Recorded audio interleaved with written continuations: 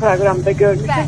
Çox bəyənmişdim. Həm yaraşıqlı qızdır, həm də səsi çox gözəldir, həm də çox savadlı ifası var Kəmalənin. Yəni mən qulaq asmışdım, çox təəccüb eləmişdim. Həm yadındadır, yoxsa yox.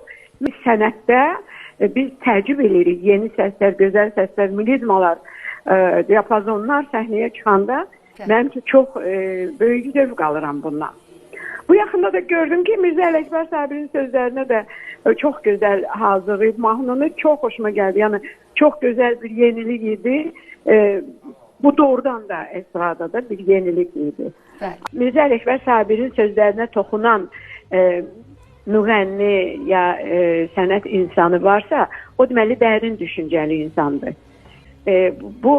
Bu temalara, bu mövzulara toxunmaq artıq doğrudan da insanın savadlı olmağından bəhs edir. Mən uğurlar arzu edirəm Kəmaliyə.